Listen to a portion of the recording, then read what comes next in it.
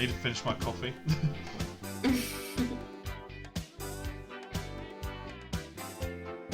Chug.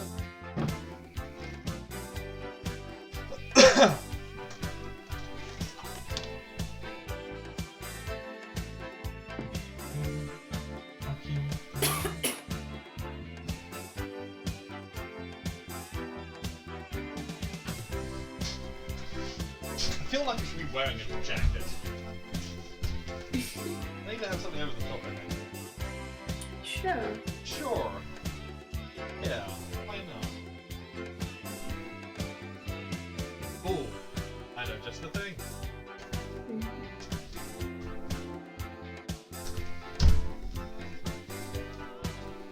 In Egypt and Israel too.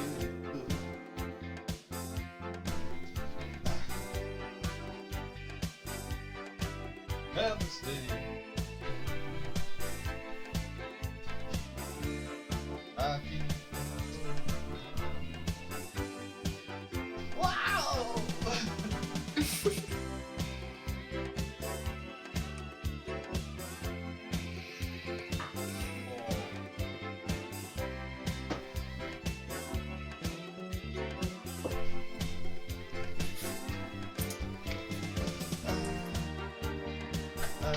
Ah! Babe, have you checked the title you put for your stream? What have I spelled? What have I spelled wrong? It's... Oh, grammar Nazi. Fine. Oh wow, yeah. Okay, actually, no, fair enough. Let me correct that. That is actually quite a big one. Fair enough. It'll take a couple seconds, but it'll flip it around. I'm not ready.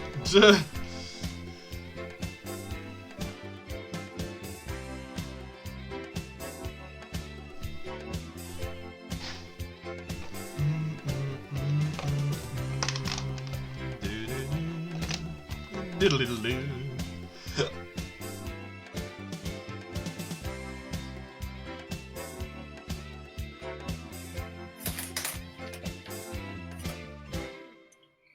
Hello everyone, it is me, the Love Train. Hi guys, I'm here with the wonderful Cyberfinest, and today we are going to play a game called The Beginner's Guide, because it's World Mental Health Day, and this game was one of the first games that made me realise that I needed to probably go and talk to some people. It's made by the people who made the Stanley Parable, and I know a lot of you wanted me to play the Stanley Parable today.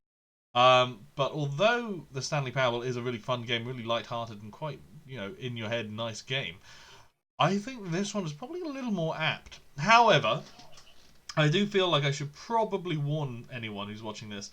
This game does touch on some dark topics, and it can get quite heavy at times. So if by any chance anything in here triggers anything, or causes you to get a little bit worried about anything, feel free to either message me on my Discord if you're part of that, or just kind of step away, and try and cool yourself off. By all means, talk to me or Cyber, and we'll talk you down, as it were.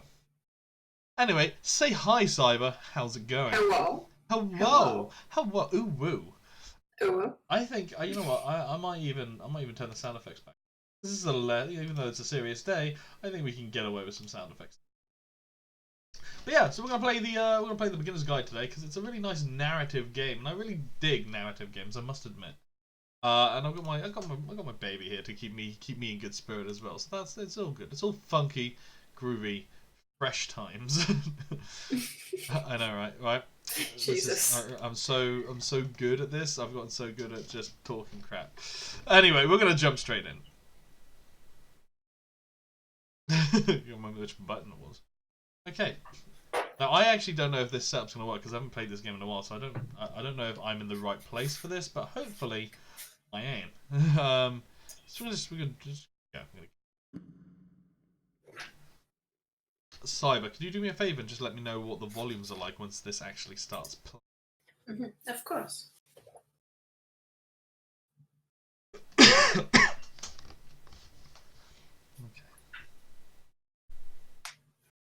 Hi there. Thank you very much for playing The Beginner's Guide. Of course. My name is Davey Reedon. I wrote The Stanley Parable, and while that game tells a pretty absurd story, today I'm going to tell you about a series of events that happened between 2008 and 2011. We're going to look at the games made by a friend of mine named Coda. It's very, very Now, these quiet. games Is mean a lot there to is there me. people speaking? I 'Cause met can Coda barely in hear early something. 2000. Okay. Start that again. Beginner's Guide is just as loud as anything else. Are you sure your volume wasn't down? No, you're... Ah, I love you. Should we try that again? I'm so Fine. glad At the I time when don't have was webcam really struggling on. with some personal stuff, and his Oh work my pointed me in a God. very powerful direction. I found it to be a good reference point for the kinds of creative works that I wanted to make. So just to start you off, this is, I think, the first game he ever made. It's a level for Counter-Strike. You can walk around here, by the way. So, was that... Did you, is it the sound okay now? Yeah, it's just because I had Twitch itself And, muted mostly because it's just- well, if I call you on Discord, it's obviously laggy. Yeah. That's okay. All I was gonna do is actually... yeah, just because, I'm gonna start it again because it is very important that we hear every kind of thing that he says, because that's the main point of this game, of what the kind of him leading this story. Ready, love? Sure. I'm gonna put a hoodie on because it's very chilly in my flat. It is a chilly day.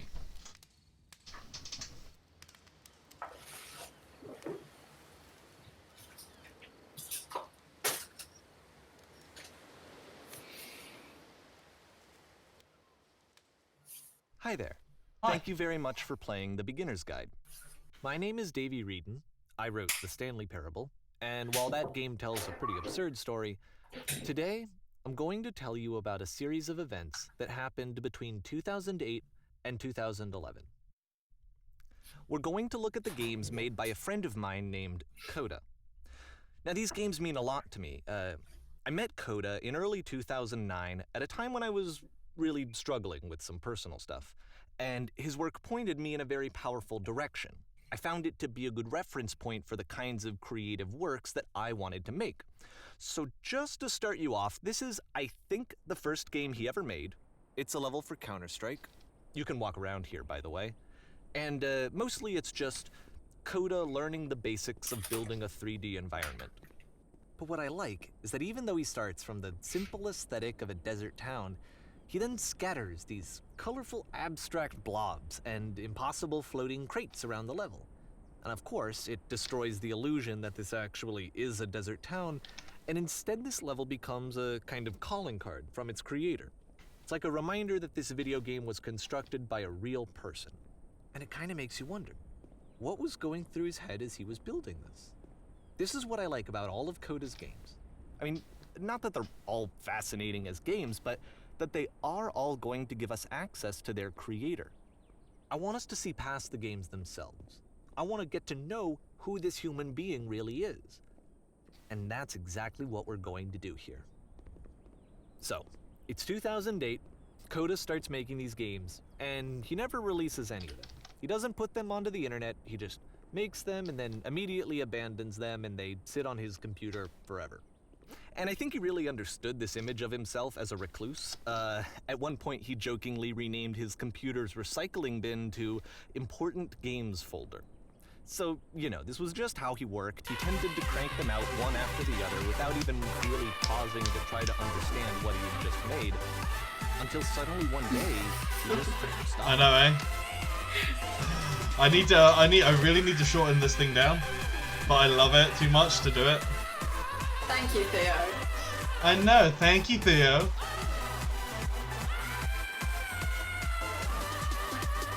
Cheers, dude. Thank you so much for that. Like, I was just saying, like, I need to shorten that thing down. Like, I love it. I love it a bit. It's one of my favorite little quirky alerts that I have.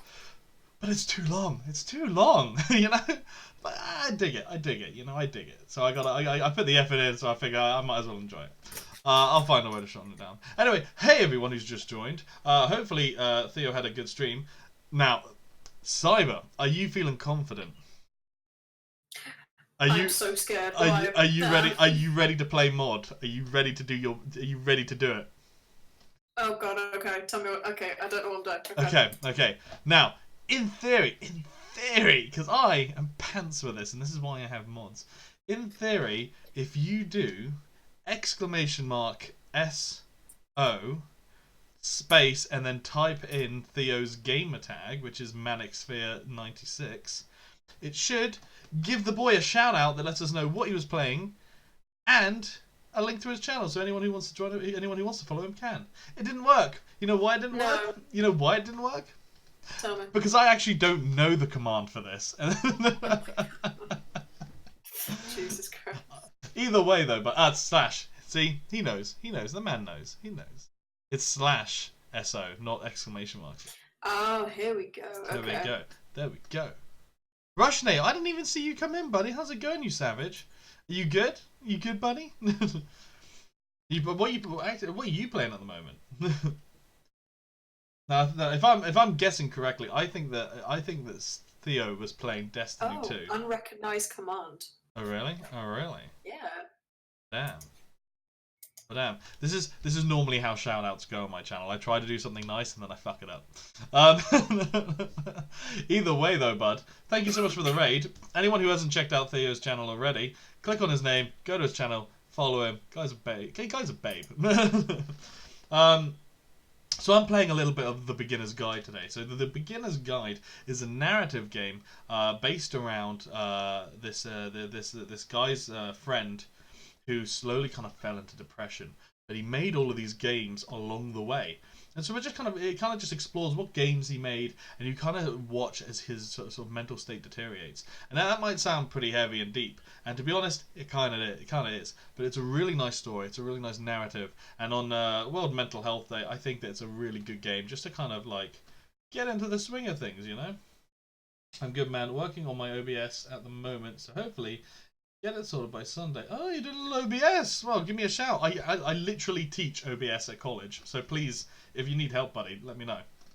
We're gonna crack on. In 2011, that was it. He made his last game, and then he hasn't made another one since. And that's why I've taken this opportunity to gather all of his work together, is because I find his games powerful and interesting, and I'd like this collection to reach him, to maybe encourage him to start creating again. And if the people like you who play this also happen to find his work interesting, then I'm sure it'll just send that much stronger of a message of encouragement to Coda. So thanks for joining me on this. If you have a particular interpretation that I haven't mentioned here, or if you just need to get in touch, you can email me at DAVEYWREDEN Cyber just dies in the background. @gmail.com. Okay, that's about it for introduction. Let's take a look at Coda's first proper game. As each game is loading, I'll show you the date that it was completed. This first one was made in November 2008. You alive there, love? Yeah. I'm gonna very quickly just get rid of my hide my stream widgets. Second. You guys can see the subtitles properly. Is that okay? Yeah, it is. There you go. Yeah. It's annoying. I think. Yeah, literally, Theo. I think I've got that now. Mate, if you have made my girlfriend sick, I'm gonna be pissed because she made me ill before she went away. I have just gotten better. If she's coming back in a couple of weeks, if she makes me ill again, I am going to flip bins. Okay, let's check this out. There's a guy in my flat who's still coughing, and he's been like that for like a couple of weeks. So. Ah. Oh, jeez, what's going on here? Oh, I can shoot. It's called Escape from Whisper, and it's one of the more generic games you'll see from Coda. Oh, okay.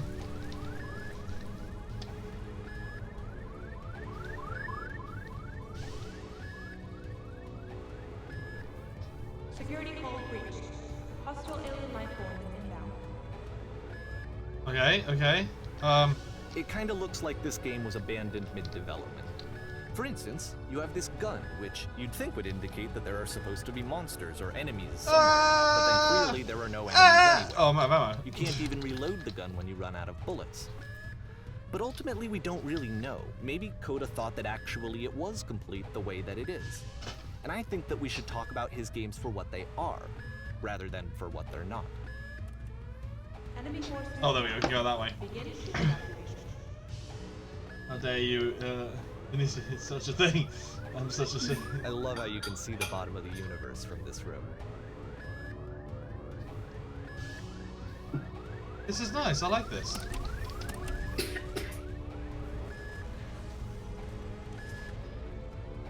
I love this kind of cyber. Apparently, this space station has a labyrinth on it. Oh. This is what our Sure, house I needs to don't look like in the future. I'm not gonna lie, I dig it. That I've ever been able to discern, so in the interest of time, I'm just gonna skip you on past it. Oh, okay, cheers. Thank you very much. Can I go back into it? What happens if I go back into it? Oh, nothing. Okay. Okay, this is the part that's interesting. The game has this narrative about the Whisper Machine and how it has to be turned off, and then you get to the engine room. Okay. Hey, you there, in the engine room. You could save us all.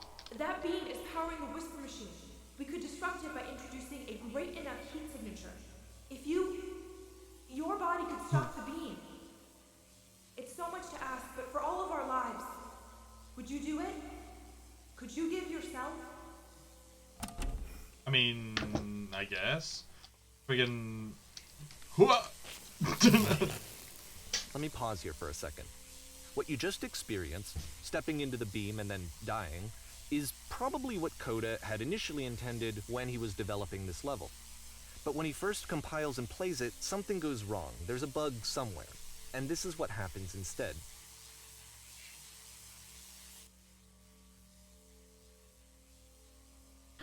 Oh, okay. I gotta jump into it again. Okay. Oh, what? Oh, it helps if I...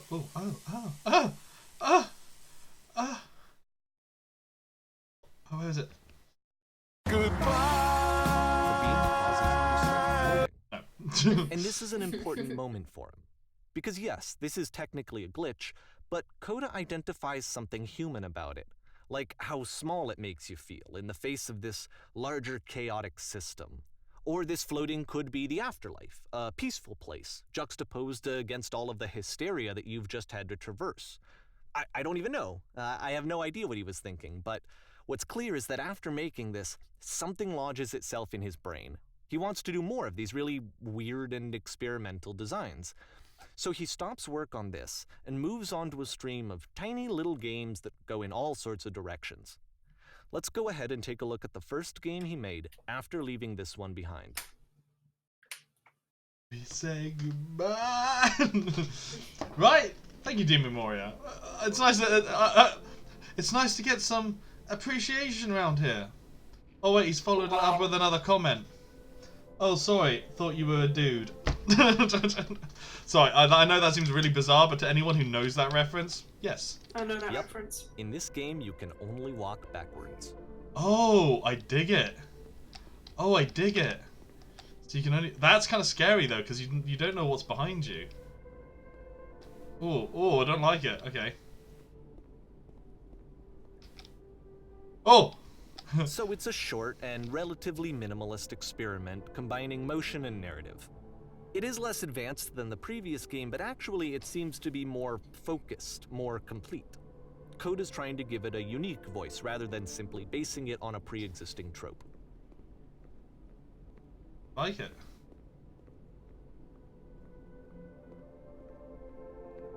Oh. It becomes... Oh, when... Ah, damn it! Okay. If the future is always behind her,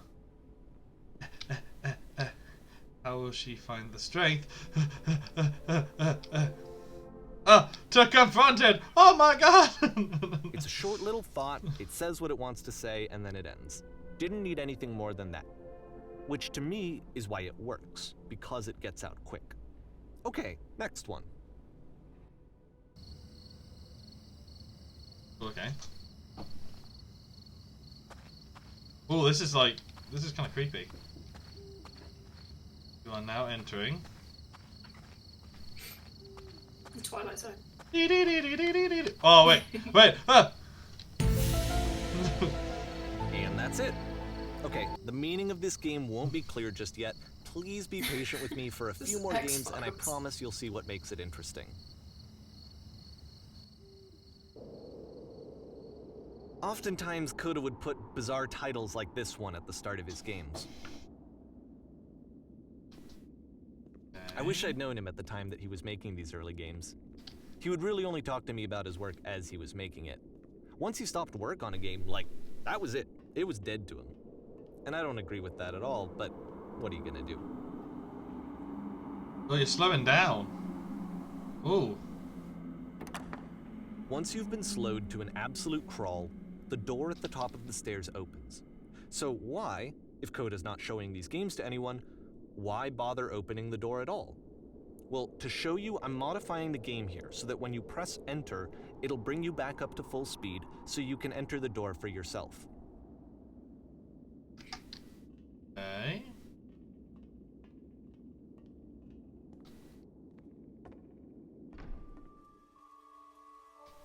Hang on, Anna.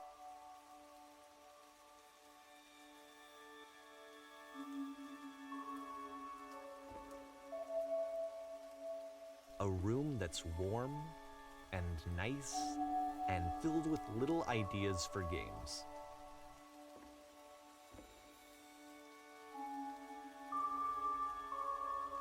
Coda would often tell me that he didn't mind if people thought of him as cold or distant. He said that he knew that he was actually a vibrant and compassionate person, I already but love that this it game. takes time to really see that. It can be a very slow climb to get there. Oh, what's this? Way to kill the mood, Fizzy. No, I'm joking. Hey, buddy. Thanks for coming by. I think you'll like this game. I think you'll really dig this game, Fizzy, honestly. It's one of those ones where it's like, it's a little bit deep, it touches you in nice ways. It's good, it's good. Yeah. We're gonna hang on to that. We're gonna just keep moving and pretend I didn't just say that, but it's fine. How you doing, Fizzy? Touches you in nice ways. Well, this is new for Coda. It's an actual puzzle. Go ahead and see if you can solve it.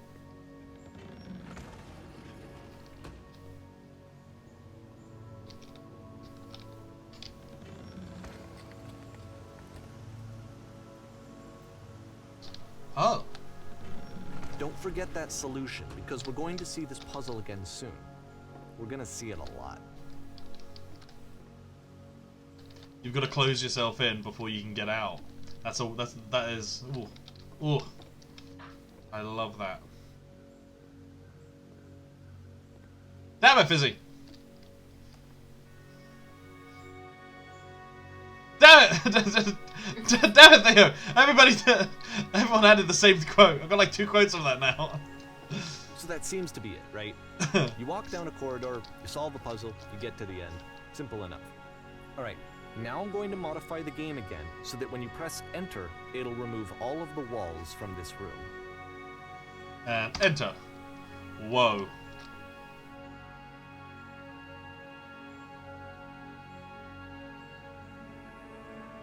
How about that? There was more to it than we had any way of knowing. I actually find it funny that this game comes after the Stairs game, since they essentially convey the opposite idea. So, in the Stairs game, a dull exterior concealed a rich interior. And then, in this level, a dull interior hides this fantastic outer world. Either way, I think that the point is the same, is that most of the time you don't get to know what you're missing, or even that you're missing anything. That's not your role as a player. So if your role here is not to understand, then what is it?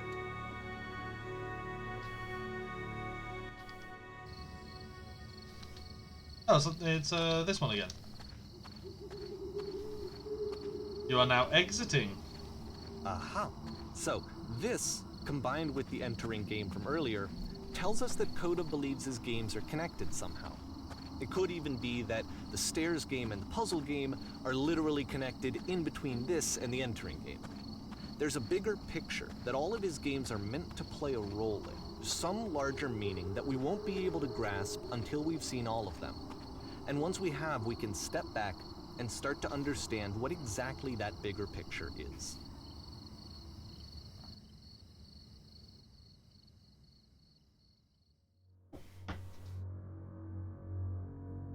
Okay. Something about white spaces is just kind of like so daunting, you know? And there's definitely an incline here. Look at that. That's weird. Let's talk about video game development for a second. Every video game runs on what's called an engine, which determines what the game can and cannot do. So in other words, the engine is a set of tools for game development. Streetwise. To make all of these games, Coda is using an engine called Source. Like all engines, Source has certain things that it does well, and it has certain things that it does poorly. Posted. One of the things that it does very well is boxy linear corridors. That's why so many of Coda's games are set in these large, flat, empty rooms, is just because he's working with what the engine does well. Whoa. The tools available to the creator shape what kinds of creative work they're going to end up making. You might consider paying attention to the architecture in Coda's games to notice how they seem to stem from an engine that's very good at producing linear, boxy corridors.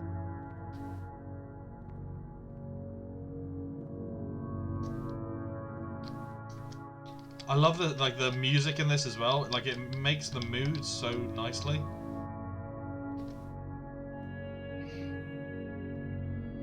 You've seen a playthrough of this before, haven't you, Cyber? Yes. Ah shit! Well, there we go. Oh, I got that horrible feeling in your stomach when you fall. You know. Oh.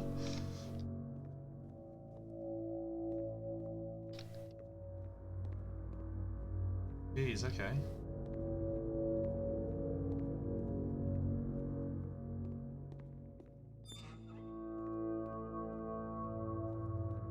Oh, this is like a cattle thing.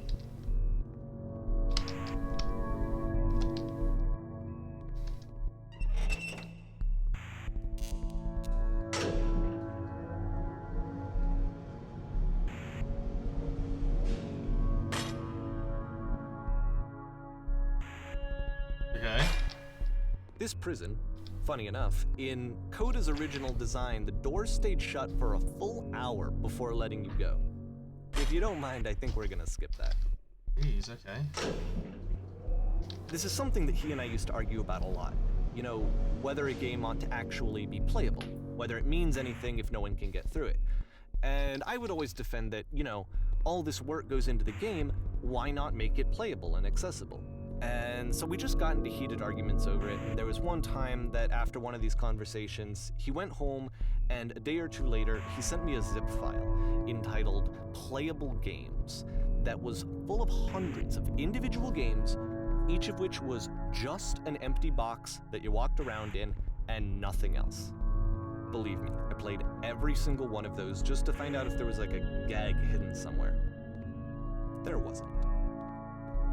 Huh.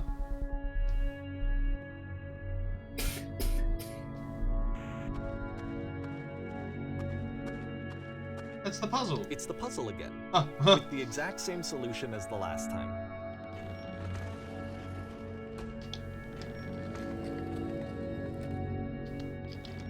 There's still no clear indication of what makes this puzzle so special that Coda is going to return to it over and over. But I promise I'll share with you my interpretation very shortly.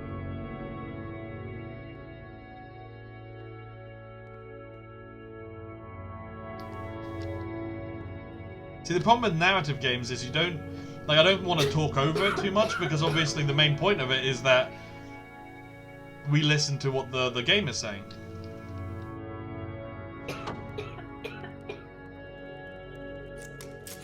Oh. You there, did you come from Here, above? Coda begins using a kind of dialogue system that he fashioned out of the What was up engine's there? chat capabilities. Use the 1, 2, 3 buttons on your keyboard to respond. Yes, there was a world stamped with whiteness. Yes, there was an enormous prison I spent an hour in. Yes, there were these floating coloured blocks.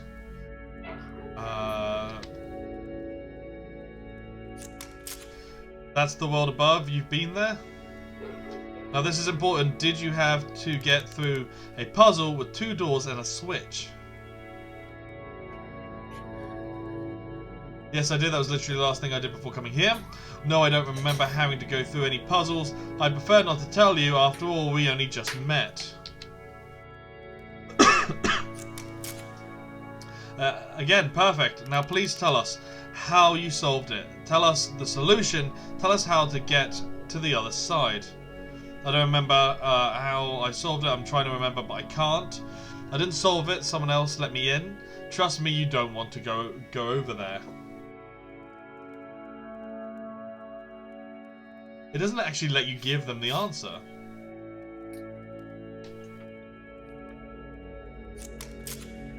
You didn't solve it?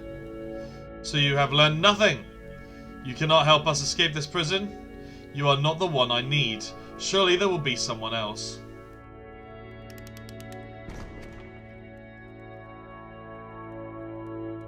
Okay.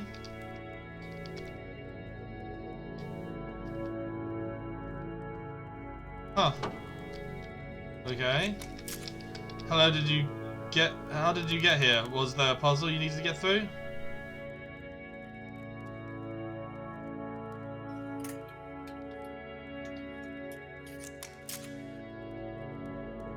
Let me actually find the black space between the doors. It'd be far more interesting. Have you seen it yet?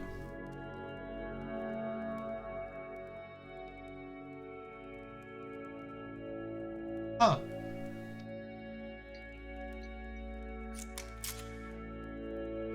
There's a reason, but may take time before you understand, which is fine. You'll see it again soon. 1, 3. Oh, I will listen. I will listen to your choices. I will.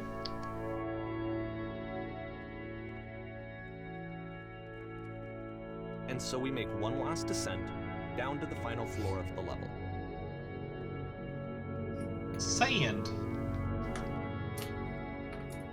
The music is really kind of like the main point of the game is the music from this. Like, it stands out so much. The street lamp. It's a lamppost. Okay, I can't tell you quite why, but for some reason Coda fixates on this lamppost. It's going to appear at the end of every single one of his games from here on out. I'll tell you what I think. I think that up to this point, you know, he's been making really strange and abstract games with no clear purpose, and maybe you can only float around in that headspace for so long. Because now he wants something to hold on to. Where's Miss Love Train? She's here with me. Say hi, Cyber. Leading to something. Hi. There she I is. just don't want to say anything because the game's talking. Which is what Yeah, this it's lamppost okay. is. It's a destination. We're going to see it in the work as well. His games are just going to become a lot more cohesive, a lot more fully developed, with more of a clear idea behind them.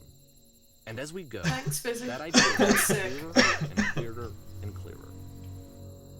You have a week to get better. Medicate, girl. Ah.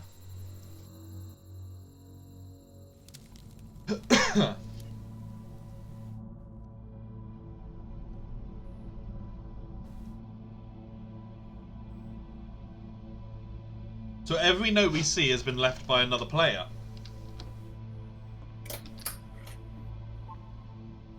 Nice room? Not. You should have heard some of my streams a week ago. Oh dear, were you not well? Oh no. Wait, who? What? Wait. So first off, I'm sure you What? can deduce this, but this game is not connected to the internet. All of the notes that you're going to see have been written by Coda. This was actually the first game of his that I ever played. This was shortly after I met him at a weekend game jam in Sacramento, where I grew up. I saw him working on this very level, and it was just so Ooh. different from anything that anyone else was doing. So right away I was like, I have to be friends with this person. In retrospect, I think I was probably a bit too pushy, trying to get his attention. I was over-enthusiastic. But he was very gracious about it and very patient with me.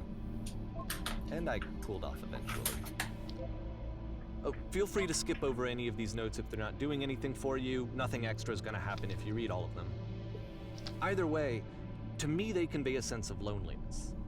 I see this person who's filled with thoughts and feelings and beliefs and has no way to express them except as scattered and unheard voices in a game that wasn't meant to be played.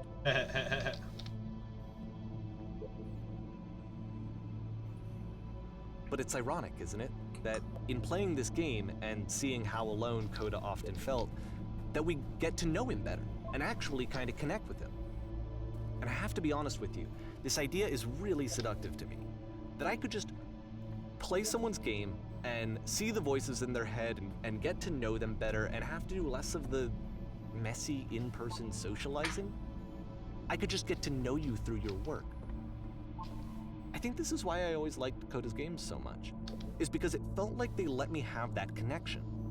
I felt as though he was inviting me personally into his world. And then I feel less lonely too.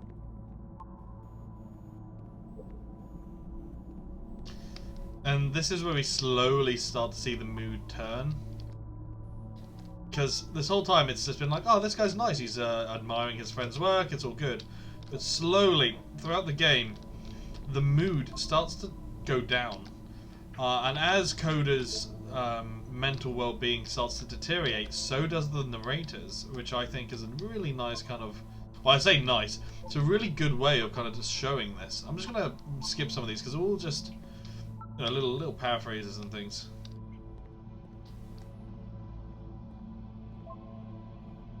I'll stop on a couple randomly.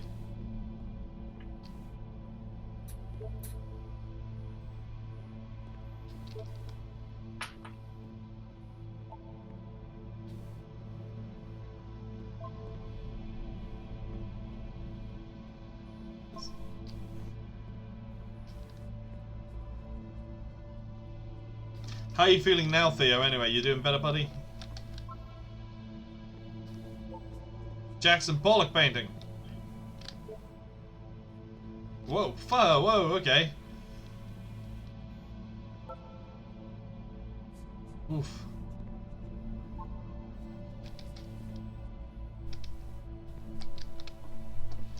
Actually, that's quite interesting that everyone looked at this paint, like, in his head, he's trying to put himself in the shoes of other people. And say what they'd see from that, you know? Yeah, but it's still coughing a bunch though. Thing is, I had a cold the last couple of weeks and I'm still coughing, but I don't feel ill. So there's definitely something going around that's just kind of like a dry cough.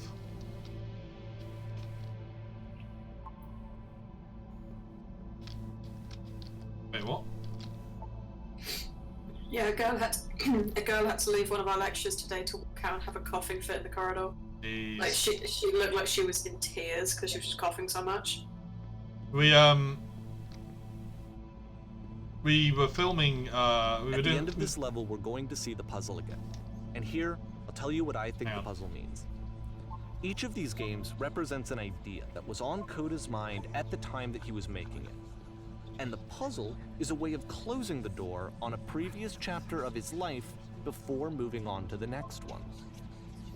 In each of his games, after exploring a theme that, he might find difficult, Coda can then place this puzzle that he knows has a reliable solution, he understands exactly how it works, and so it gives him a simple mechanism for moving on.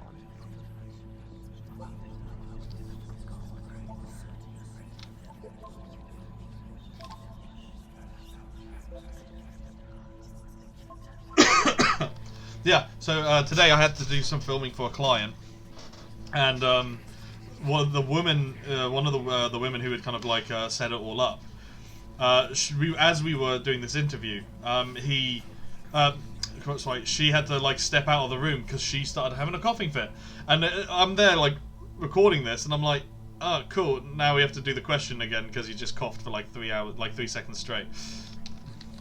And because there's this dark area between the doors, a space between spaces, before you move on, you get to everybody needs food fizzy. It's a way that it's an important part of life. A few seconds to reflect on and let go of the events that led you here.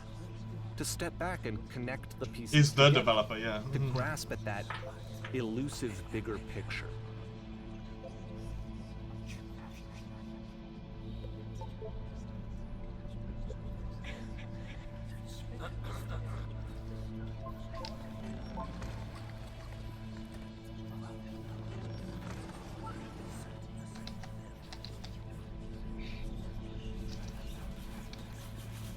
you can tell it's the same kind of, well, you can tell it's all kind of done in the same way as the Stanley Parable, you know?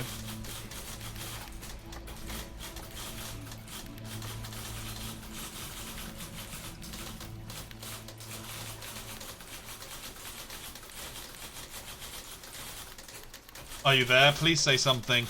It can't be anything. I just need you to say something. Talk to me, please. Why are you having so much difficulty? Talk. Speak. Speak. Speak. Speak. Speak. Speak. Speak. And this is it. Again, getting back to that, it's starting to... Okay, the mood is starting to change. Kind of just spin its own wheels for a few minutes. Hang with it. Yeah, so the mood starts to change. Everything gets a little darker. This is where things start to get a bit more like, oh, okay, I don't think I'm doing so well. So again, if anyone has any problems throughout this, either message me or Cyber, or just take a moment out. You know, mute it, go chill out for a bit, because it is a heavy game and it can really hit you if you've dealt with some stuff recently.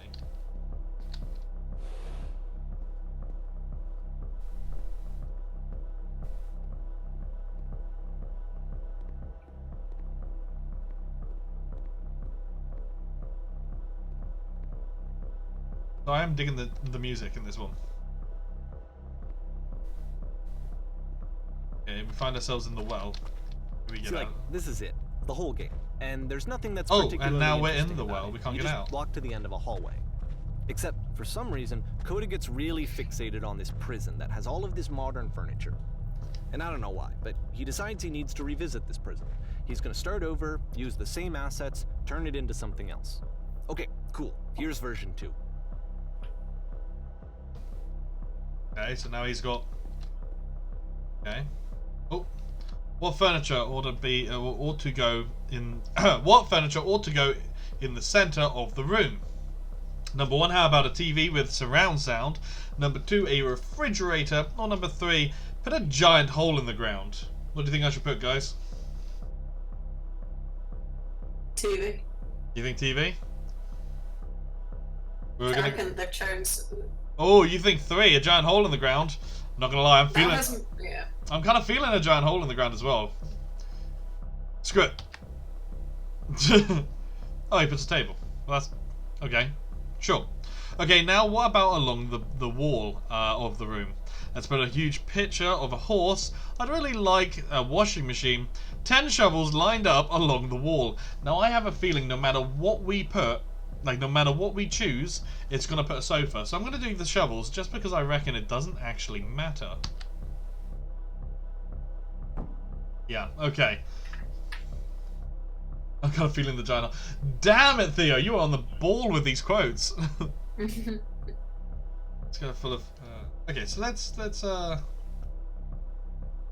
LEDs again. It's not gonna matter. Yeah. No matter what we pick, it changes. You're being forced down a road, whether you like it or not. A table. You need a table. Who are you? What exactly are you doing this for? Doing this from? I'm pretty sure none of my choices are making any difference. Tables were invented in 1934. Well, that sounds like an interesting fact. Oh, okay. There's a bit more to this one, but still, it's not really communicating anything. It's kind of just weird for weirdness' sake.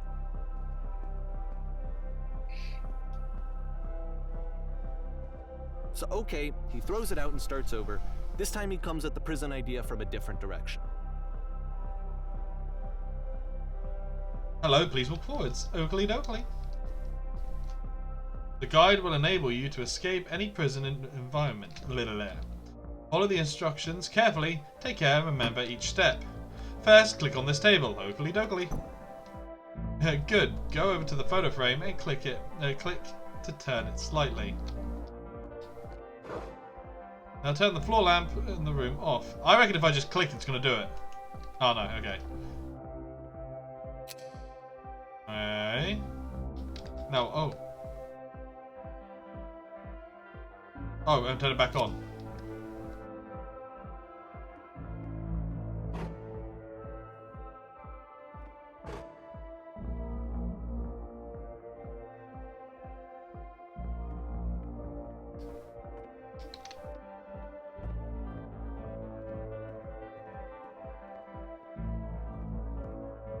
Okay.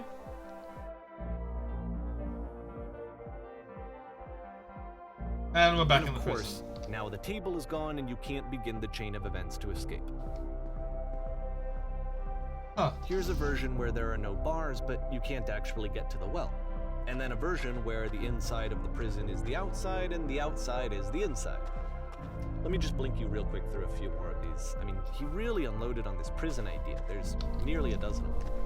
Personally, I think it's awful to watch this, to see a person basically unraveling through their work. And for what? Like, at what point do you just go, maybe there are game ideas other than this prison that I could be working on? But Coda doesn't have that voice The telling you to music gets stop, really sinister that as well. particular mechanism of defense against yourself. Without it, you just spiral. And so he keeps going and going and going and going and going, and then he hits on something. And he likes it. And that's it. He's done. He stops making prisons. This is the very last version of the prison game that he created. And the reason I think it works is that the prison is not actually in it. Okay.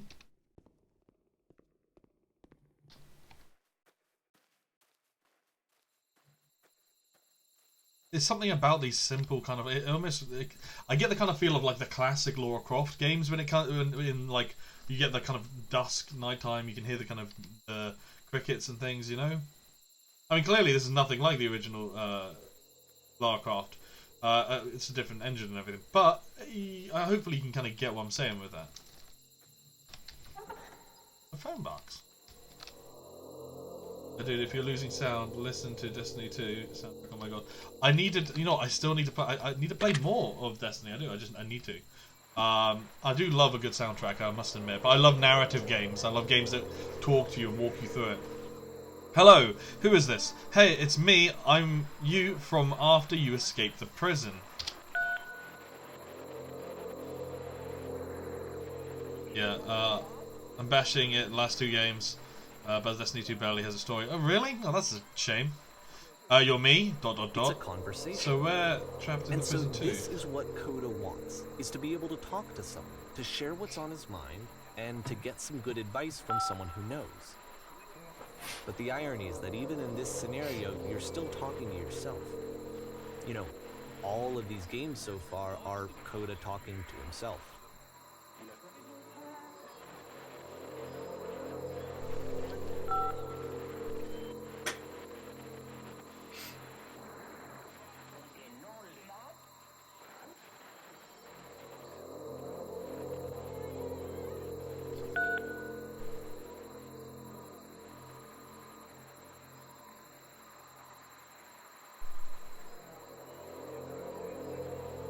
I mean, there is a story. From what I've gathered, there's that kind of opposing force. I can't remember the names of them. Like the alien force that's come and they kind of attack the traveler and you get kicked out of it. And there is a storyline. There's a clear storyline. Well, at least from the little that I've played.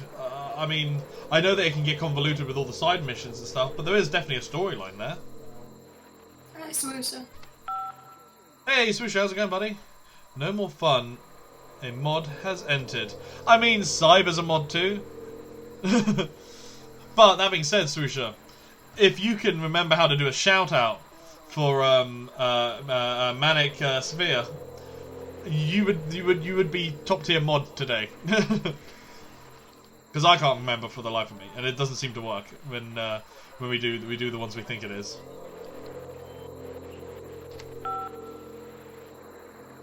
Aha! Ha! Swoosher doesn't know either. Ha! Everything is fine.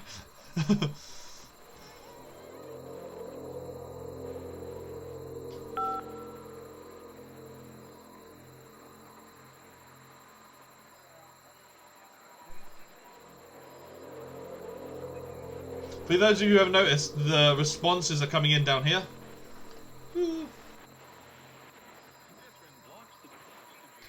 I am just kind of picking random ones for this because it's less to do with the conversation, more to do with like the narrative. And then the only option is go on. I mean, the narrative. I mean, obviously the conversation is important. I can see why, but you it's always a consider this set fitting answer, conclusion you to know. Prison games. After all of the obsession and frustration, just to be told by someone you can trust that things are going to be okay. Wouldn't that be nice? Why didn't Zoidberg work? What? Oh, maybe it's because you're not marked as a regular. So what would it look like? I'll make you a regular at the end of the stream so you can use sound effects, okay, buddy? Other than himself. In fact, can I do that now real quick? Might as well while you're here. Doodle-doodle-doodle. There you go, but it should work for you now. I really love this one, I must admit. I like the feel to this this like map, the way it looks. It's this kind of cold, wintry exterior. To me, this environment is meant to represent Coda's puzzle, with the 2 doors on either side and a dark transitional space between.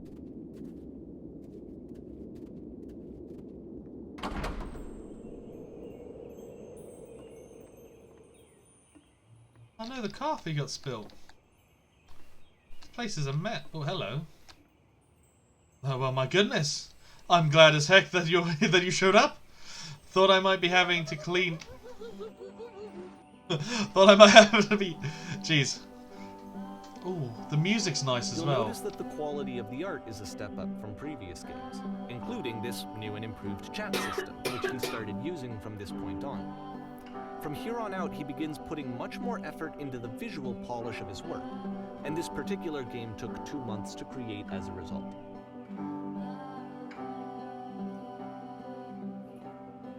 Oh yeah, Manic. You can only do sound effects once every 15 minutes. It's to save people from spamming the stream with sounds.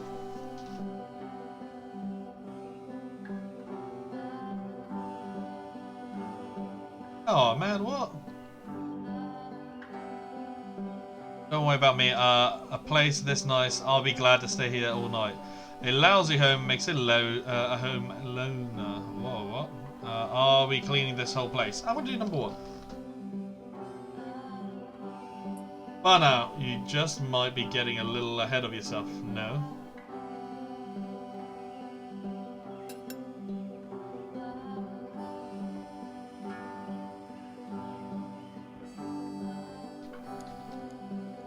This is nice. There's something nice and wholesome about this, you know?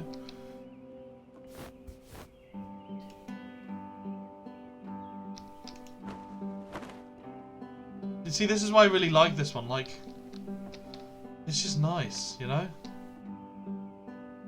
And it's easy when we kind of get into these comfort zones to stay in it. And I think he talks about it in a minute that, yeah, it's warm, it's cozy, it's nice, but sooner or later we've got to go back out into the cold. And there's a lot of imagery to that, you know?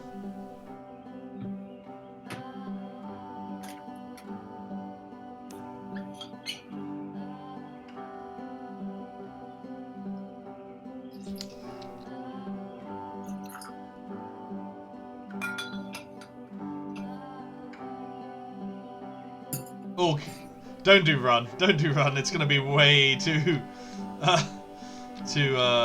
too manic for this. This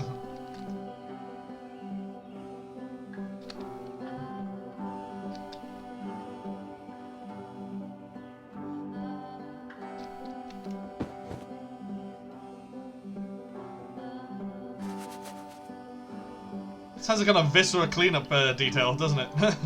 Feel to it. I make it especially cheesy. Yeah, I'll try to get by. You absolutely have to.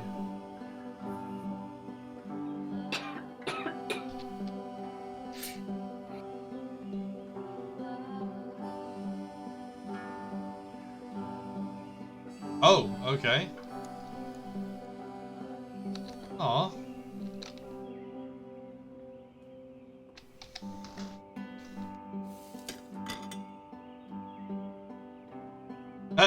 What's Susha? What's up, buddy? You gonna Google it?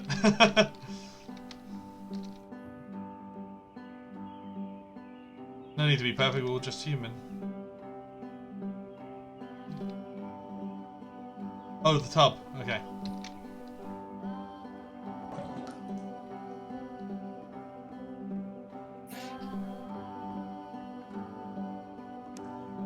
Where are the books? Where are the books? Where are the books? In the bedroom? Yeah. Cool. After the intense set of prison games, this house cleaning level almost feels like cleansing. It's the moment after a particularly difficult or traumatic experience where you just need to let it sit and digest inside of you, and eventually cohere into something meaningful.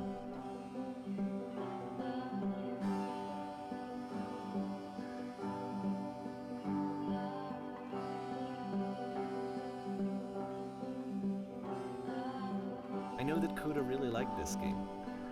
Of all of his work, actually, this was the only one that he called me up to ask me to come over and look at it.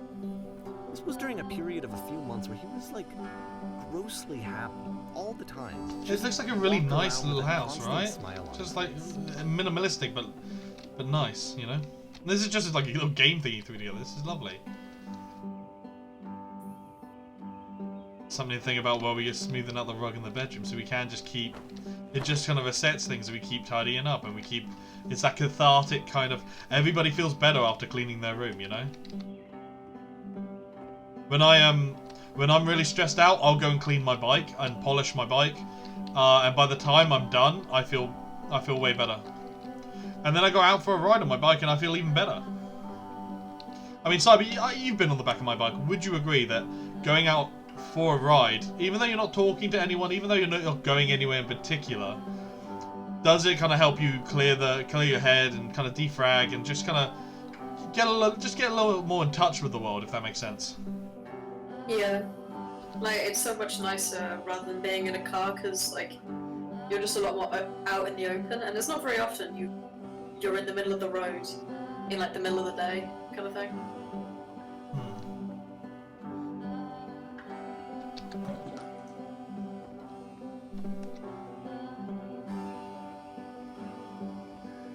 Can I get out yet? No.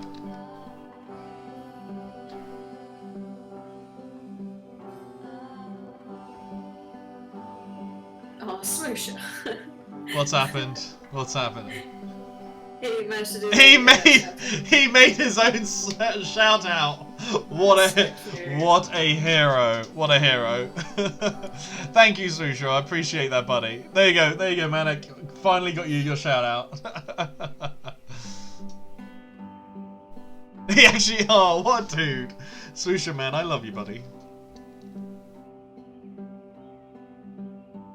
Oh, this is great. Confused and like weird.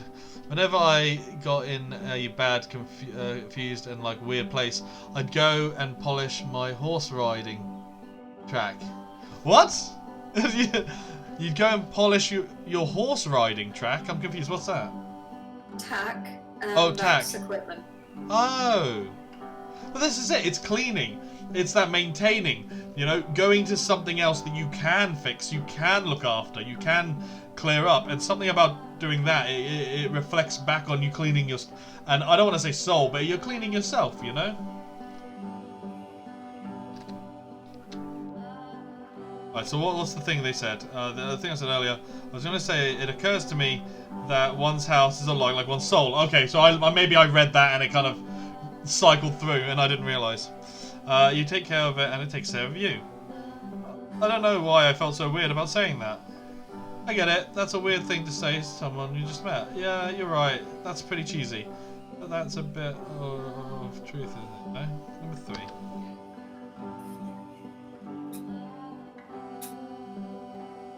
Anyway, so housekeeping.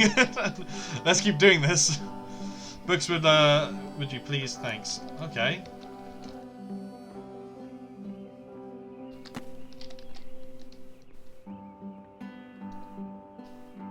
I'm glad he made this. I'm glad he found some peace.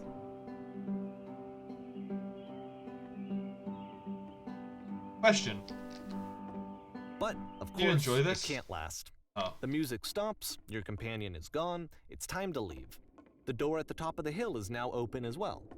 Again, you can't stay in the dark space for too long. You just can't. You have to keep moving. It's how you stay alive. Alright, okay.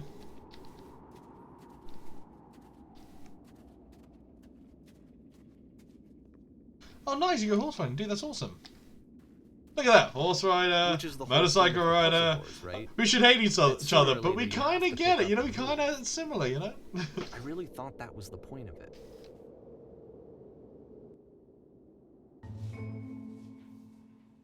This one gets a bit goofy.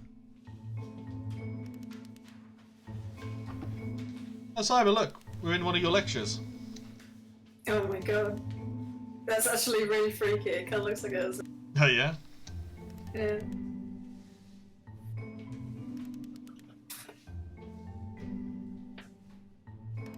Oh, wow, okay, we changed places. Change places!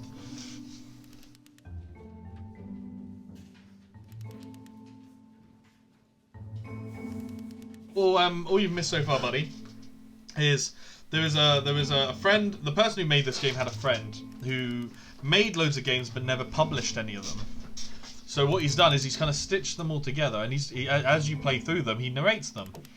And as the kind of mental state of the developer slowly deteriorates, the games reflect that.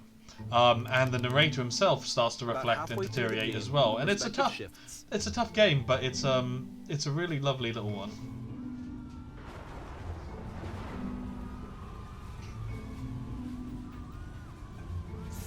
And you play as the teacher. And suddenly, you discover that your teacher is Yeah, just one of as my bigoted lectures. and afraid as you are. Definitely, Oh, definitely. and also you can move around the classroom now. Oh, nice. Okay, well, let's go jump through the hole. Let's do this. Oh, what? No, okay. And Theo, about motorcyclists and revving the engineer horse. I remember we were out on a ride one day, and me and Brandon, we saw two people on horses just down at the end of the road. He pulled over and stopped the bike for like a good 10 minutes to like let them until they were out of sight. It's one of those. If you, it's all about what kind of rider you are.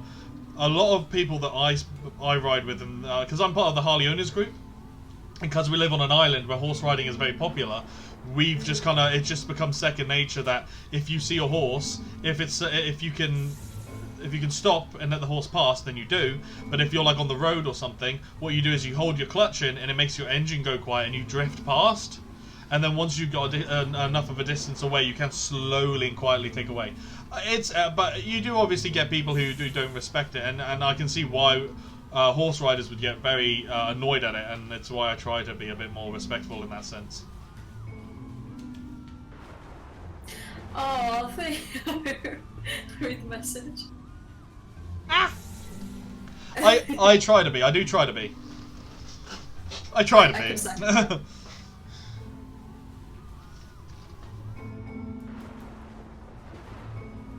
Okay.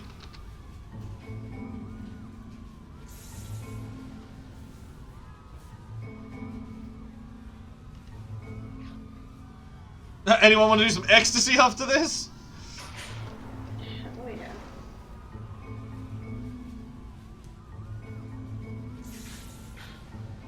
What do you I see, can guys? actually imagine one of my lecturers saying that. Alright. Nothing, no one. It's coming for you. It's going to destroy you. Everyone run! Everyone run! I felt pretty hard for this one. Perfection, perfection, I feel perfection, like it's perfection. one of the most relatable experiences that you can have. To assume that some other person is perfect and totally fulfilled in every way, and completely miss all of the little flaws that make them painfully human. I think about this game a lot these days.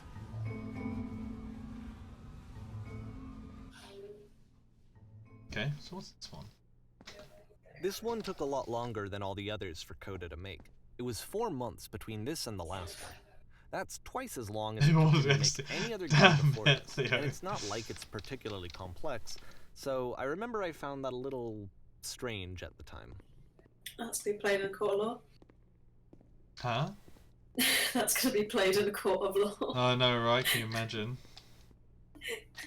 Oh, hello. Hello? Oh, fuck. Damn it. Oh. Oh, oh.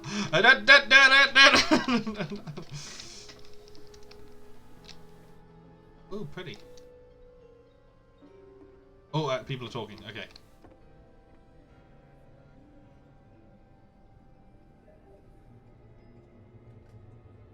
Played as. First, you will start leaning against this wall. Okay, let's lean against the wall. Good, stay right there. The woman across the room in this chair is a professional photographer of animals. It's your dream to photograph animals professionally. This is your chance to learn something. Go on, say something to her. Where's the bathroom?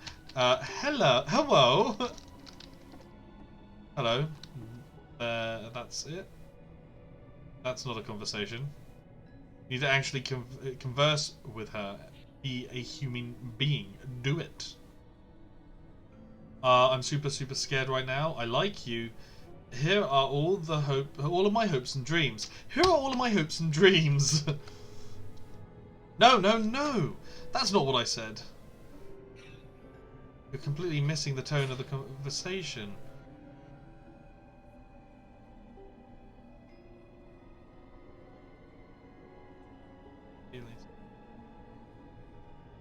Give you some props to work with. Okay. Ooh! Ah! I should definitely not be having as much fun with these things. Ooh. Oh, but then even this is imagery. It's being bumped around, you know, being like almost seen as invisible. That's clever. You must have worked really hard to get where you are.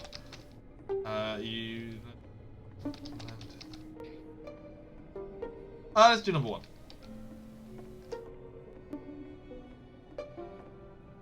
You're messing it all up again. You'll freak her out. You'll not realise how important this was for me. Everything was riding on this. I want to try something. Try stepping back from the stage. Okay.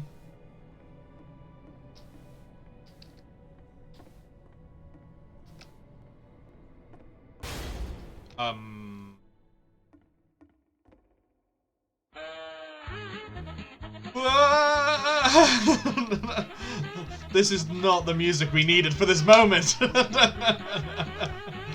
This is not the music we needed for this moment. But I appreciate the keeping it lighthearted. I think we all needed that. Fizzy's asking when Love Train is going to get its own TikTok channel. Oh man, The game ends with this Cyber premonition of what's going to happen. Cyber is next my in Coda's life. TikTok The envoy. solution, I'm not good. Fears of having to perform and having to chase I success. can't. The answer for Coda I is can't to get behind. withdraw, I can't get behind to it. hide himself away. I might. It's Which one of is those what things that leads if to I scenarios start, like the stairs that I'm gonna we get went down addicted to several it, and I games don't ago, want to. where it just becomes harder and harder to access Coda's inner landscape because he keeps retreating. He just keeps backing away from possible connections to anyone other than himself. And to be honest, I didn't consider it very healthy when I first played this game. You know, it looked to me like he was trying to justify the idea of just disconnecting yourself from the world. And that wasn't what I wanted for him or for his games. Because I feel like a lot of his games are inviting me to connect with this person, to bring him closer. It's like a meme motel. I like, But what can you do? like that. After this, Coda went off and took another 5 months to make a new game.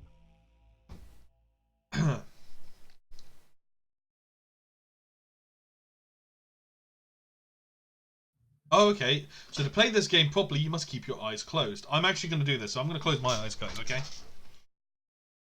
You can do the same, and I'll tell you when to open them, or you can just see what happens while my eyes are closed.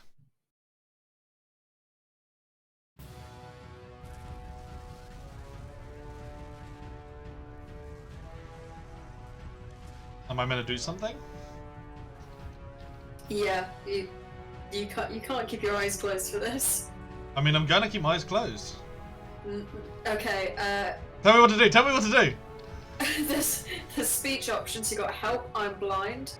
That's 1. 2 is I can't see anything, and 3 is what's going on? Question mark, question mark. Oh god, we're gonna die. You're gonna die. Okay, I'm open. You're dead. It's fine. I'm open. Help, I'm You blind. should probably open your eyes if Oh, you haven't there we already. go. It's pretty much impossible to solve otherwise. And there is a solution, by the way.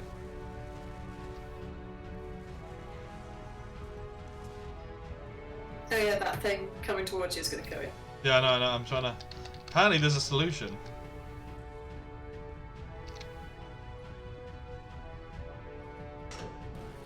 Okay, so there's a lift there.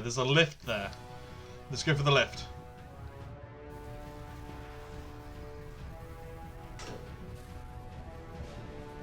Okay, alright, cool. Truth. Anyway, so to speak.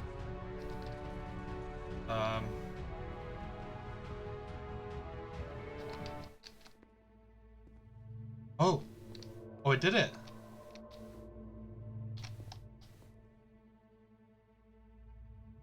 I don't feel Like I it said, anymore. I was getting concerned. I'm out of ideas. First it's off, draining he's me. never been this explicit in his work about exactly what he's thinking. So where's that coming from? But then even weirder, his work has potentially stopped being an outlet for him. Not like he's having trouble iterating on ideas, but he literally just can't think of new ideas anymore. And in person, he was being a lot more distant than usual. Like, you know how sometimes a person will just deflect anything that you say in order to keep themselves disconnected all the time? It was that kind of thing. Here was the point in my relationship with Coda where I really started to wonder if he needed my help in some way. Okay. His games are going to get more desperate from here on out. After this game, it's almost 6 months before he finishes something new.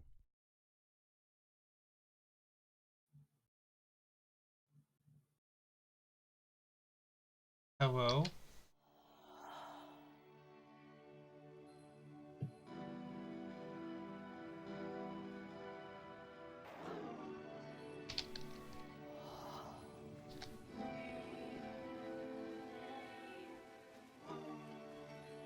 Is that a person? How lovely. It's been a long time since I talked to anyone. What's wrong? You look lost.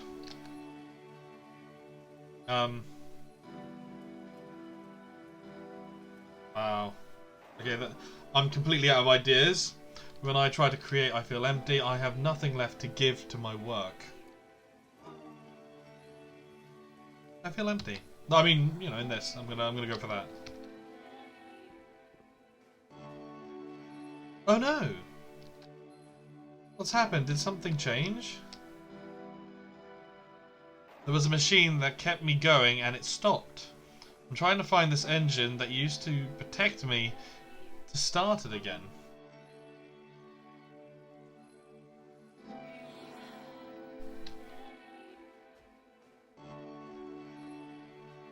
Wait, you're looking for a machine? I think I know where it is. It isn't far. Where is it? Is it up here? I'm guessing it's up here. Why did it stop? Oh, that's a decent art question. Quick, we can write anything in chat. Why is that? Why is that? If the last game featured Coda talking explicitly about his creative frustrations, this one True, I turns was it up blind. to 11. Now, put yourself in my shoes playing this. Here's a friend whose work is exhibiting signs of struggle, frustration, anxiety, depression, even. And yet, still, he keeps making games. He keeps throwing himself into the grinder even when he clearly doesn't have the energy for it anymore. Why? What is it for? Because, from my perspective at the time, and just what I knew of him, this was a result of how isolated he was. He was in his own little bubble, just sitting at his computer all day, not really showing these games to anyone, not releasing them onto the internet, and so he didn't have anyone outside of himself to connect with. He had no outlet to ground himself on.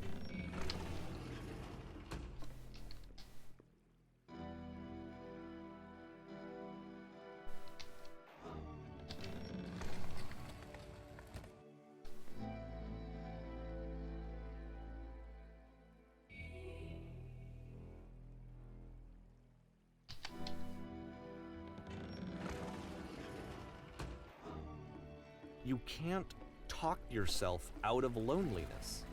It doesn't work that way. You can't be the one writing both the questions and the answers. Then there's no movement. Then there's no circulation. If all of your anxieties are being channeled into your work, then if the work ever fails, you have no backup and you're just going to crash. Oh, I don't like the noises.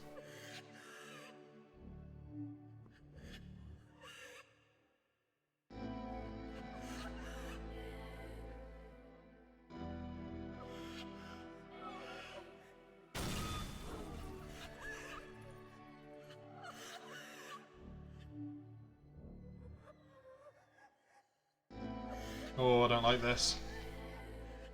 This is making me super uncomfortable.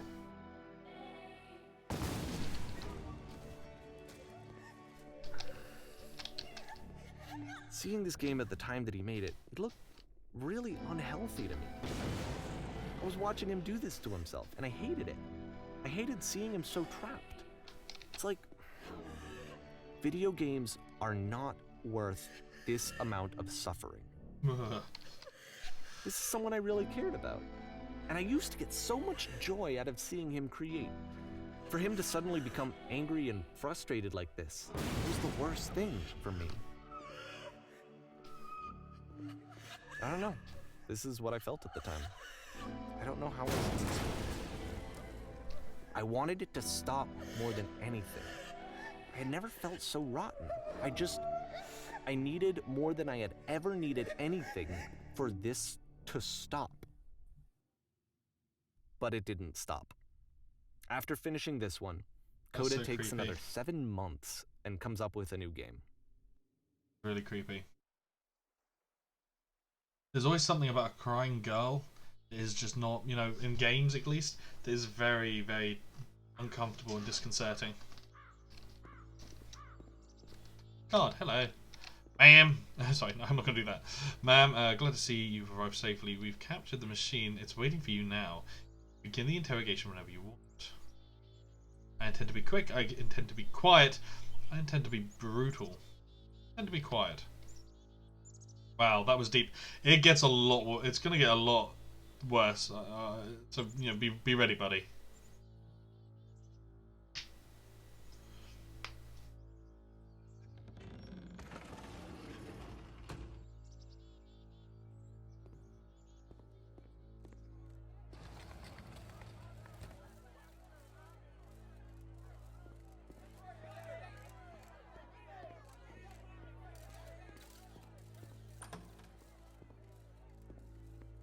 I know it was it was, yeah, you're right.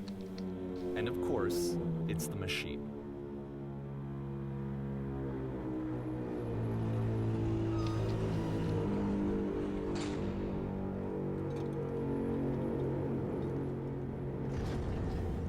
The audio is so good in this game. You stopped feeding us. Your work was keeping us alive. Your work was keeping us healthy.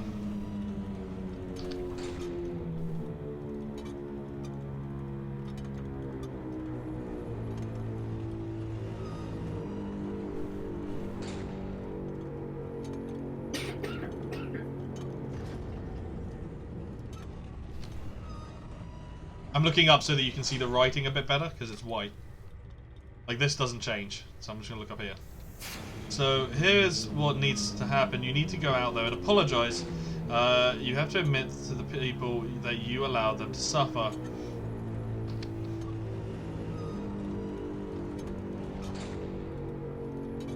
Apologize for leaving me. No, nothing. Think carefully. Yeah, nothing is changing. I'm making sure. Okay. Carefully now, or how to hurt you. I've seen you. The thing you fear. No, nothing.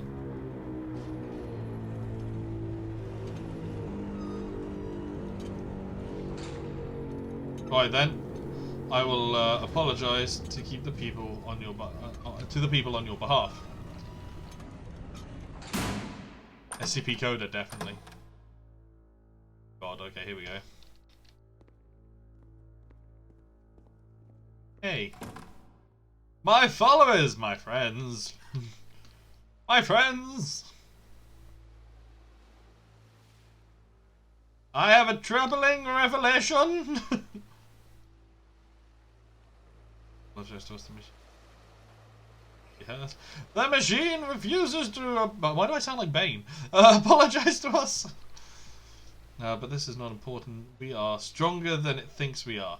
We will follow a way. We will find a way to live without it. We do not need its games. Let's play it. Let us pay it retribution. Let us show it that we are not failures. Follow me, we will destroy the machine. Follow me, we will destroy everything that the machine has created. Wow, okay, this is a bit brutal. If we destroy everything it's created, it means the machine can always make more.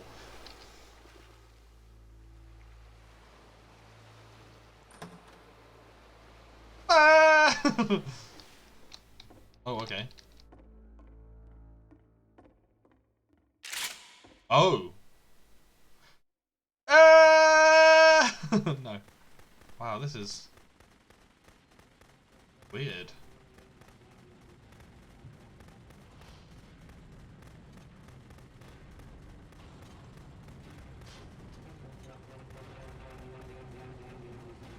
Is it like a percentage thing, I wonder?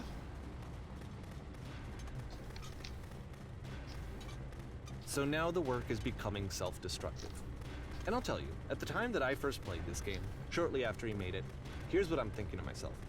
I'm thinking that Code is stuck in his own head, and that it's having a very negative effect on him, and that all he needs to do is just start showing his work to people, to get some actual feedback on his games. It might get him out of isolation. Oh. And so, as I'm thinking this, I realize that I could be the one to initiate it.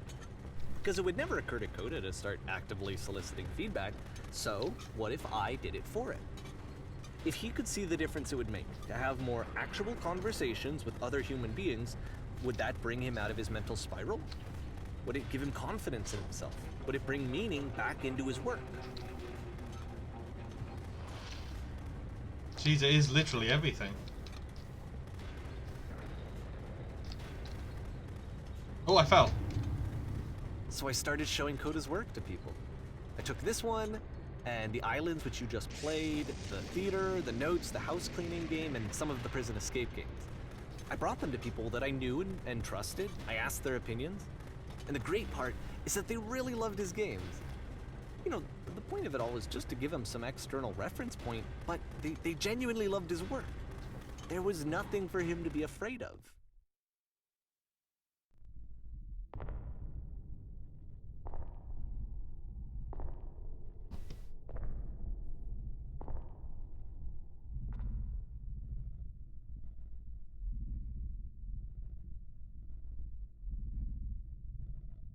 Oh no, my headphones are starting to beep.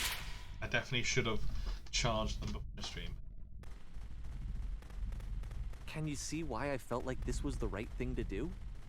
Because it's the thing that I always feel like I need, to be told that my work is good, that I am good. When someone really connects with a thing that I've made, when they see themselves purely in my work, there's nothing that feels better. And I got to give that very same feeling to my friend. I did something... I really felt like I'd done something good, like I was a good person. I felt and like now there was a friend we who start was to in see the trouble and was deterioration unhappy and maybe of didn't the like narrator. themselves, and I could fix it. If I could give him this gift, maybe I could fix the problem. When they told me how much they enjoyed his games, it was the best feeling. It was the absolute best feeling. It made me feel so happy, so beautifully, beautifully happy. So we've started to see Coda decline mentally. Now the narrator is starting to decline. So anyway, Coda finishes this game, and then really he just kind of takes off for a while. So this is June of 2011, and I didn't hear anything from him for several weeks, I guess. And so out of nowhere, one day I get an email, and it's got a private link to a new game of Coda's. This one is called The Tower, and to my knowledge, it's the last game that Coda ever made. So let's take a look. I think, if this is the bit I think it is, this is where it gets really heavy.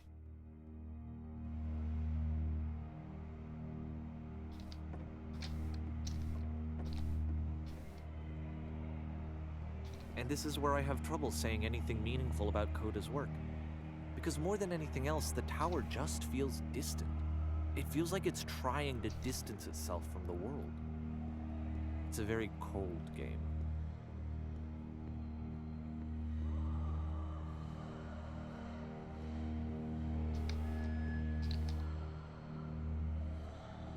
This room actually has a maze in it.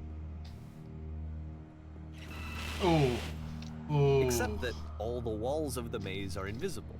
And then every time you touch one of the walls, there's this awful flashing and noise, so the experience is really miserable.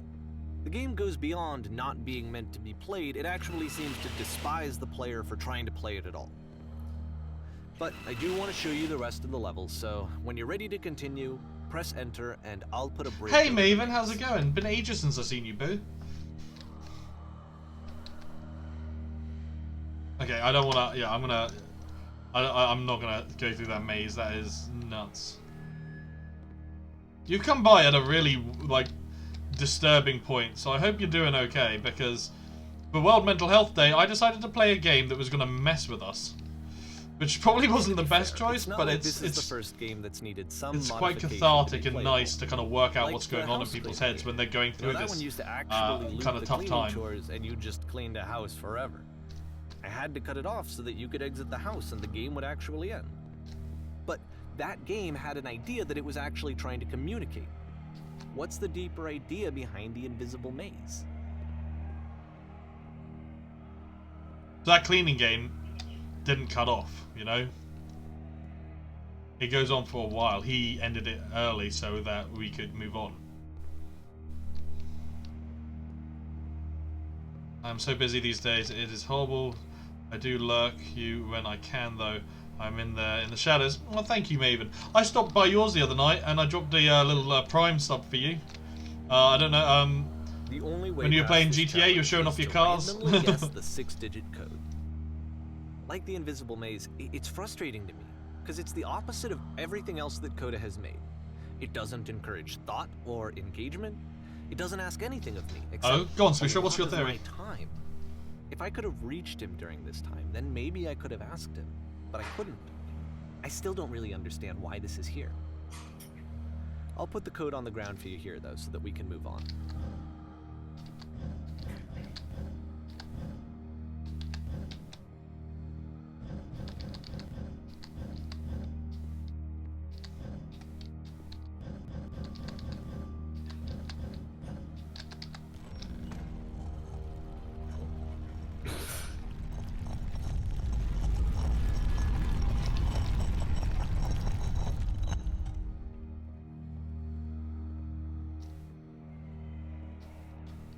It's Coda's way of showing his isolation from the world, that he doesn't want anyone to enter. Oh. Doesn't want anyone to enter, or kind of just says, like, it's possible, but it is a very, very hard thing to do. Like, if you spent enough time and put yourself through a lot of discomfort, you probably, like, maybe one day you could get in, but ultimately, it's just tough. And even when you're in, you then have to work out this weird code, this weird thing going on in his head. You know, I kind of feel you there. I feel this, Swoosha. I get what you're saying. The switch to open this door is actually on the other side of the door, meaning that it's literally impossible to solve from this side. So even if you somehow brute force he your has way to through let the them first in. two challenges, and you got to this point, there's actually just no way to progress. And it's scary for me, the idea of Coda cutting himself off entirely, just saying, you know, that's it, that's the end of the conversation, not giving me any way to fix the problem. I feel like a failure, I guess, when I can't fix the problem. I feel that. I'm an IT technician. My job, my livelihood is to fix problems. When I can't fix something, I get very, very annoyed with myself. For not understanding this game? In I don't know why I would be. It's not like everything needs to have a solution, but I feel it somehow. I feel like I failed, and I don't understand why. I remember, it's June of 2011. I'm playing this for the very first time, and as I'm playing, I'm thinking to myself, I don't know this person. I have no idea who this person is. It wasn't the guy I knew, it wasn't my friend. I had come to so many conclusions from looking at all of his work up to this point, and then suddenly none of them... I had been trying to, though. That was the thing. For years I was trying to get to know him, to understand who he actually was and what he stood for. I asked him so many times to please just tell me what his games mean to him. I asked him please to tell me what the 3 dots mean. And he wouldn't. Okay, good. I thought I was the only one who noticed the 3 dots. It's good to know. Yeah. I just felt so strongly that if I could have connected with him, that if I could have somehow made his work my own, that I would finally be once and for all happy. It was that I needed to see myself in someone else. I needed to be someone other than me. Oof. But he stopped and left. And it felt somehow like I had... Throughout the game, occasionally there have been 3 dots on the wall, with no explanation. Like, you just walk past them and keep going. This is the first time that he has acknowledged, the narrator hasn't acknowledged them. Where did I screw up? And this is where the narrator really starts to dive bomb. And this is where, as opposed to you worrying about Coda, you start to worry about the narrator. Dear Davey, I'm the reason that you stopped making games, thank you aren't I? for your interest in my because of what games. I I did. need to ask you now to speak, poisoned not it to for speak you. to me anymore. Davey is the narrator. Coda gave him this game and made it so hard for him to get to this. So hard to get to the point where it asks him not to talk to him anymore, to leave him alone. Because although Coda wanted this, although he knew it, like, although he thought it was, like, for some reason he thought that this was the best idea, he wanted to make it as hard as possible for him to say it. Whether it is because he thought that maybe having Davey in his life was important, or maybe because he didn't want Davey to leave. He tried to make it as hard as possible, but ultimately it's there, and he knew that eventually, whether through the way that was meant to happen or through taking the game apart, Davey and the narrator would have found this message and ultimately left him alone. And by cutting himself off from possibly the one person who kept driving to keep him okay, he was cutting off that final strand. But also, it's a harsh truth for Dave. Harsh I don't think I truth ever told you for this. Davey. But when I took your work and I was showing it to people, it actually felt... it felt as though I were responsible for something important and valuable. Just in case. I wonder at times whether you think I am making these games for you.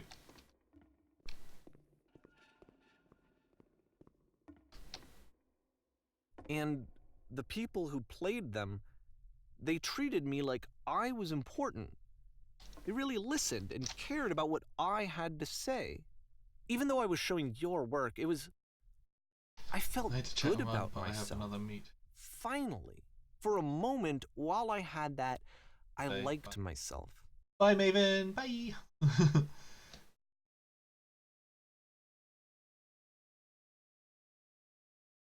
Exactly, and I think that's what this is. This is that kind of that.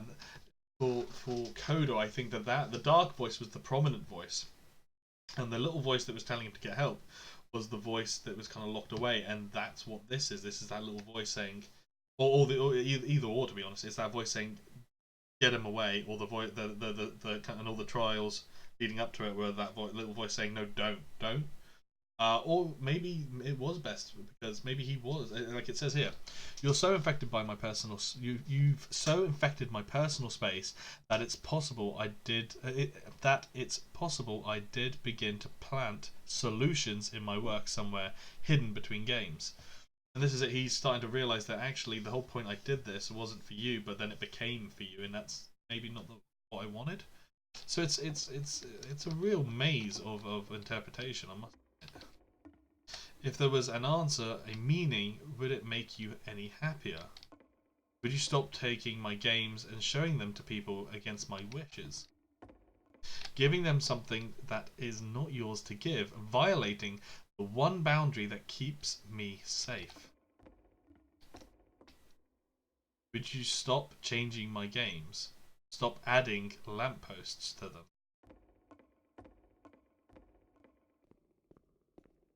So did Davey add the lampposts? And then you stopped. Would you And I simply didn't let have anything them left to be show people. what they are? I just had to be with myself. And as soon as that happened, there was no feeling at all. Nothing. Less than nothing. What does that mean?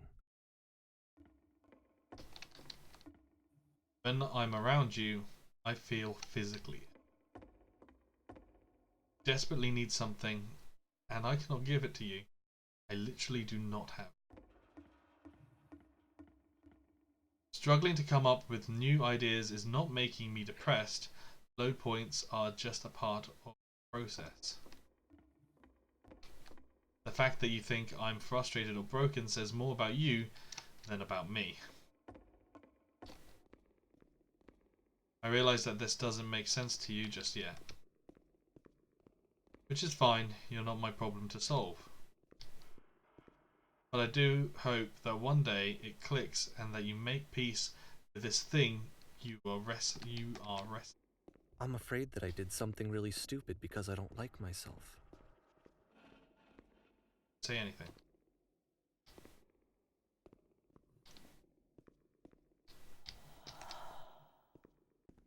And there's no... That's why I'm releasing There's no this way out. collection of your work. Is because I haven't been able to find any other way to reach you. I've tried everything. And so a part of me has hope that if I put this compilation out into the world, and if I put my name on it, that maybe enough people will play it so that it'll find its way to you, so that I can tell you that I'm sorry. I know I screwed up. If I apologize to you truly and deeply, will you start making games again? Please, I need to feel okay with myself again. And I always felt okay as long as I had your work to see myself in. I mean, is something wrong with me? Because I know that I did an awful thing, and I'm doing it again right now. Like, I'm showing people your work, but I can't stop myself from doing it. That's how badly I need to feel something again, like I'm an addict. There has to be something wrong with me. Can I apologize? What if I tell you I was wrong? Will that work? Will that fix it? I don't know. I don't think it will, but there's nothing else that I can do. Just tell me what you want. I'm sorry. I'm sorry. Please, start making games again. Please help me. Please give me some of whatever it is that makes you complete. I want whatever that wholeness is that you just summoned out of nothing and you put into your work. You were complete in some way that I never was. And I want to know I want to know how to be a good person. I want to know how not to hate myself. Please.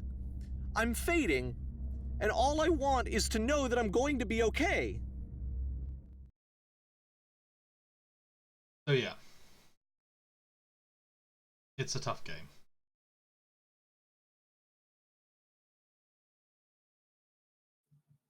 I know.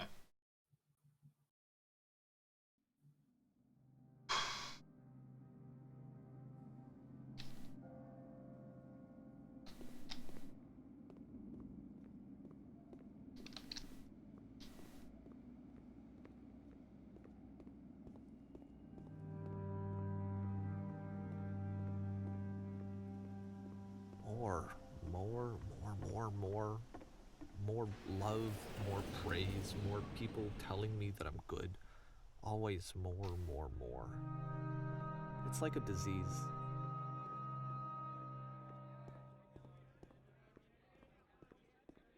Solution. And then the overall arc of this whole thing is Coda real?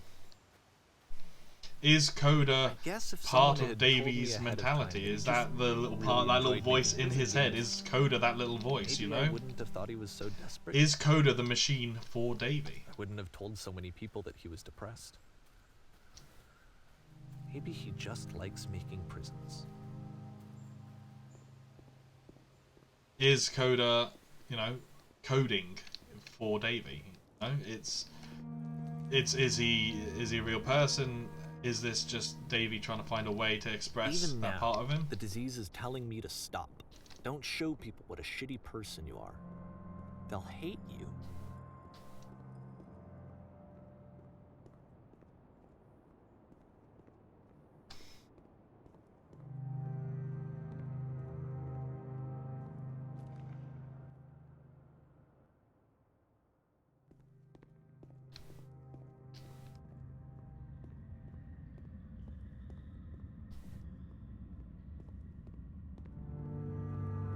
For the next couple minutes, I'm just going to say nothing, okay?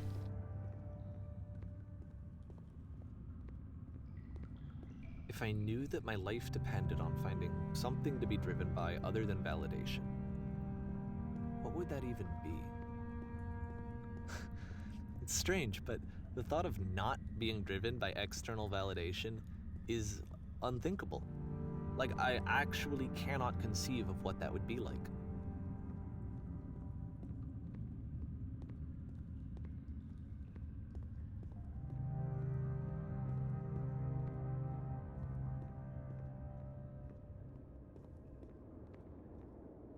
What now?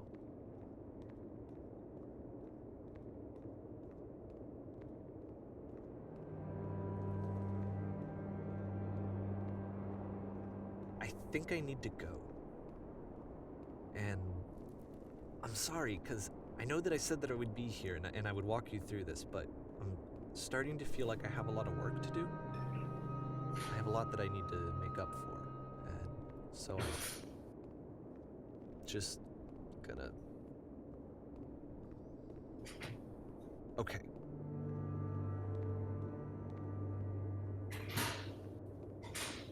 I went through a phase of playing games like this, just narrative games that on the surface would be really light-hearted. And the longer you played them, the darker they got. And I don't know why I enjoy them. I think there's something very real about them, something very relatable about them. I think that's why I have so many of these narrative games in my Steam library. You know, it's that idea that if other people think like this, if other people talk like this, and you're not the only person, you know, it removes that isolation. I'm very lucky that recently I've managed to find, you know, a way of getting out of that isolation through cyber. But obviously, you know, you can't rely on one person as much as you want to.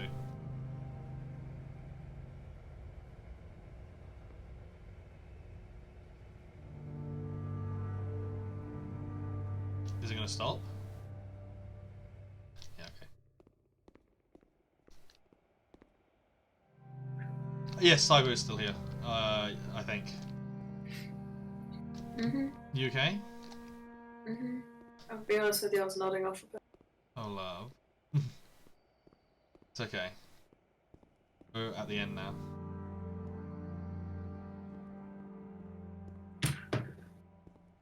It is very tranquil, isn't it? Like, the music and having that person talk, it is very... As sinister as it is, there's something calming about it. I am waiting for like a jump scare or like for it to go really, really downhill. I can't remember if it does have one. I think towards the end there is a really nasty moment. I think, but I'm not entirely sure. And here we are, back where we started, with the Whisper Drive. And the only way to stop it is to throw ourselves on it.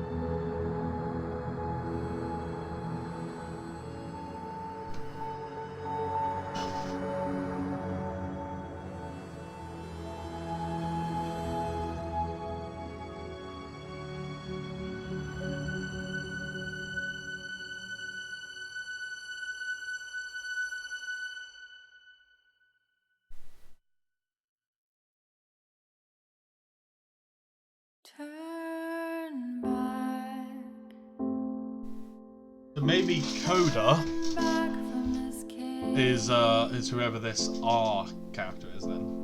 There's a lot of different areas to this that I guess we could never understand.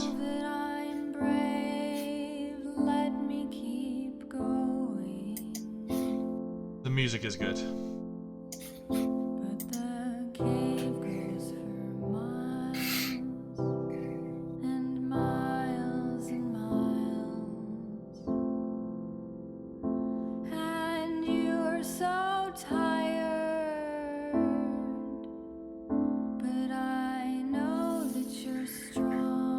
So how's everyone feeling? How are we doing? Are we okay? What do we think of this? What do we think of the narrative games? Is this something that you guys would be more interested in? Because I do have a lot of these. Let me know, because yeah, and also it's been a tough ride, and it's not been exactly. It started fairly lighthearted and serene, and it became very dark very quickly. So I would be interested to know how everyone's feeling. Cyber, how are you doing? Okay. Yeah. I don't know. You've seen this before, haven't you? Like me and you. A long time ago. So many YouTubers have done Yeah. the thing on.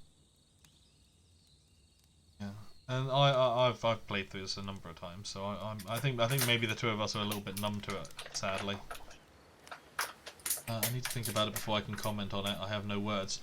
This is it. I remember the first time I played this, I finished it and I was like, wow, okay, I actually feel different. It's very rare that I play a game that I think has genuinely affected my mind, my mindset, you know? And I remember playing this and finishing it, and it's one of the first narrative games that I ever played.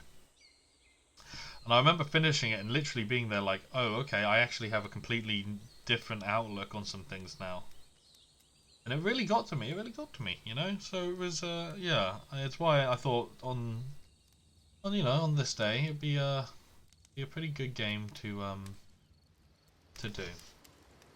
Now we are finishing an hour early, but it's a short game. It is a short game, and I figure, you know, rather than drag this out and try and find something else to do, and try and keep it going, we may as well just kind of call it here, because it's a good way, it's a good stopping point. There are a few of us in the stream, so if it's okay with you guys, I would very much like to raid my dear friend Koi Boy, because he is a lovely person, and he deserves it. He deserves a little raid. And again, he's a big advocate of this sort of stuff, so I would very much, if I can remember the friggin' code, it would mean a lot to me if you could stick around for just a couple minutes while we do that and say hi to him. That would mean the world to me. So I'm just going to do that now. Wow, I misspelled it. Oops. It is underscore boy, isn't it? Spelled it. Ah, boy is in the naval boy. Honestly, I think that Coda is the narrator, but like ego, like a split personality. But this is it. This is what we were saying.